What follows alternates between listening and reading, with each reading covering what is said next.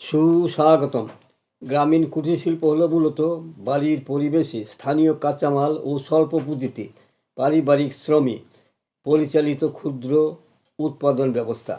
এই কুটির শিল্পগুলি হলো তাঁত শিল্প, মৃৎশিল্প, বাঁশ শিল্প, বেত শিল্প, নকশিকাঁথা, পাটজাত পণ্য এবং খাদ্য প্রক্রিয়নের প্রধান উপকরণ।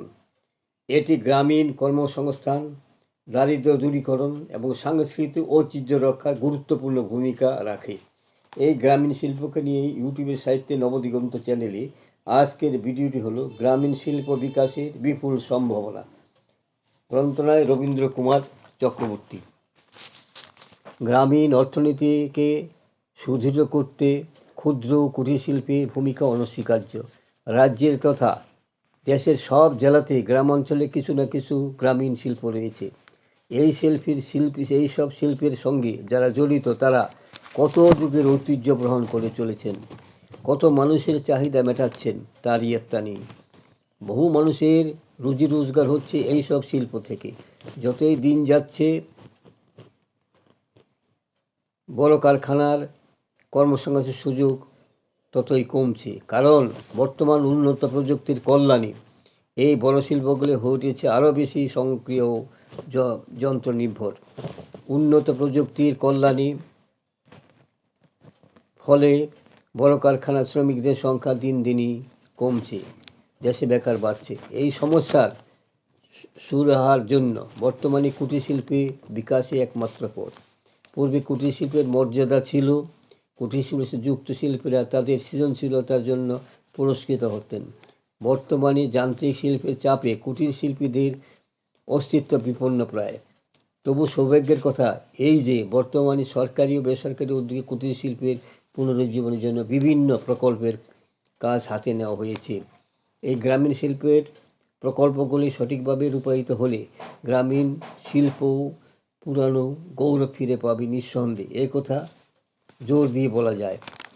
গ্রামীণ মানুষের শিল্প সৃষ্টির পিছনে আছে মূলত সৃজনের আনন্দ, অখণ্ড সময়, নিস্তরঙ্গ জীবন, দূষণমুক্ত প্রকৃতি, খোলা মাঠ, আকাশ, নদ নদী তাদের শিল্প চেতনাকে উৎসাহিত করে, তাদের শিল্প সৃষ্টিতে প্রেরণা যোগায়।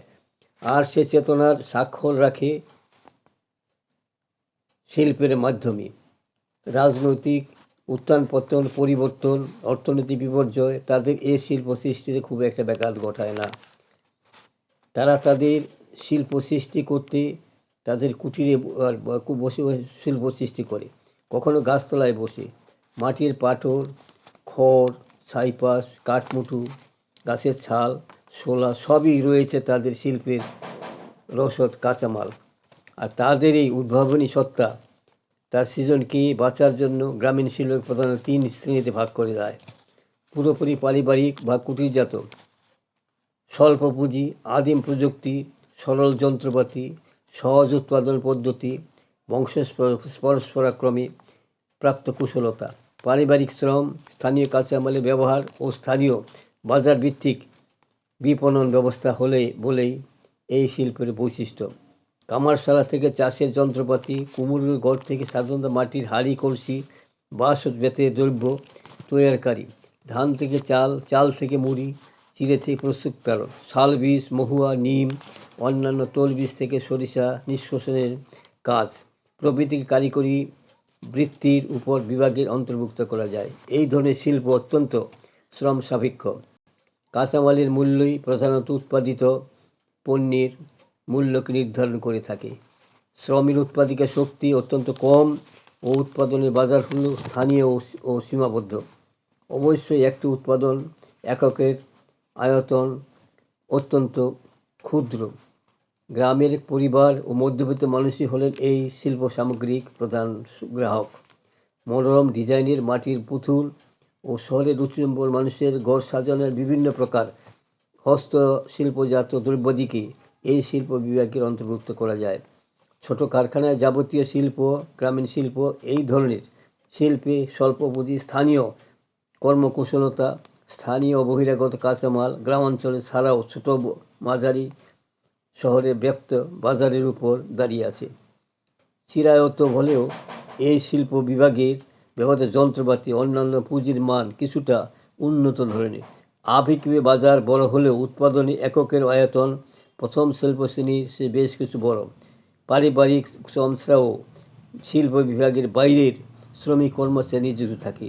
সুতি, খাদি, রেশম, পশম, কাষ্ঠ, লৌহ, বাঁশ, বেশ, আঁশ, মৃৎশিল্প, দেশলাই, আগরবাতি তৈরি, গ্রামীণ শিল্প এবং চূর্ণ তৈরি ও গুড় তৈরি, ধান্য কাটাই, মশলা, হাতে খাদ্য প্রস্তুত, ফল সংরক্ষণ, হস্তনির্মিত কাগজ, চর্মশিল্পে প্রত্যক্ষ তুল, সাবান, তালগুড় ও অন্যান্য দ্রব্যাদি, মৌমাছি পালন, বনভিত্তিক শিল্প, কাগজের প্লেট তৈরি, পিন, সেফটিন, ব্রাশ, মোমবাতি, আগরবাতি তৈরি, পাথর ভাঙ্গা, শিং, হাড় ভাঙ্গা, সাবান ধরনের বিভিন্ন ধাতব নির্মিত পণ্যসমূহ বিভাগে উৎপন্ন হয়ে থাকে। এই উন্নত যন্ত্রপাতি বর্ধিত বাজার কিছুটা পরিবারের বাইরে শিল্প শ্রমিক নিয়োগ করে।